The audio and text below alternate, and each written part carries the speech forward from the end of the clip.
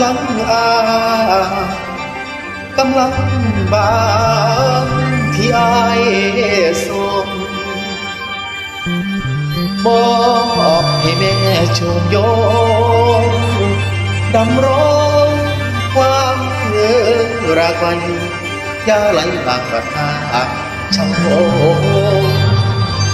พี่ขอฝากให้เจ้าพี่ขอฝากให้เจ้าห่างเมื่อบัดยามไกลเบิดอะไรที่นั่งโหนส่งคืนจะรอสาย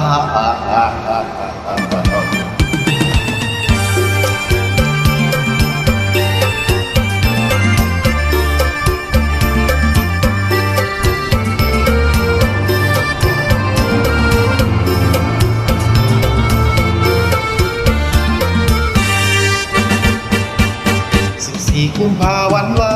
เลนไทน์คนจะใกล้จะมอบแด่เธอฝากใจดวงนี้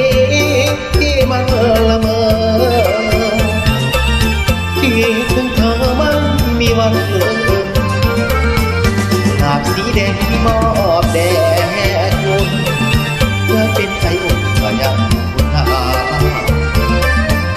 ฝากไปกระซิบหัวใจเบาๆเมื่อยามจะเศร้ามันคงผ่อนคลาย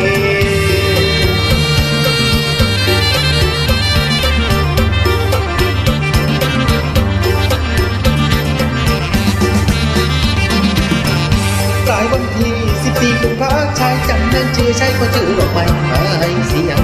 คิดพัดคันเขาเดินคุยกันเคยเอาอารมณ์ตัดหักทิ้งที่รักเพิ่งจำได้เหลือเล่นเท่ารอสาสุดเลยคิดออกวันนั้นเป็นไทย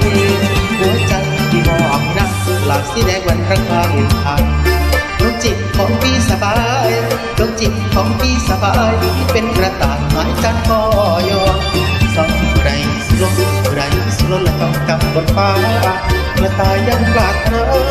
กระต่ายยังปรารถนาวันไหนจันทราจะหล่นลงสิ่งที่พี่ขอคอยต่อ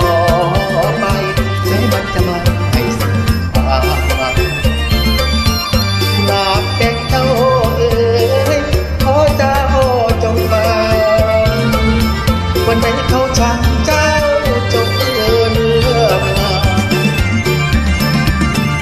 ขึ้นมาบ้างเอื้อนซ้ำวันเก่าเขาไม่มาเจ้าขึ้นเราอย่ารอให้คิดพอคนทรงเดินนะให้คิดพอคนทรงเดินนะพันจะมาเมื่อใจส่งคืนเดินนอนส่งคืนเดินนอน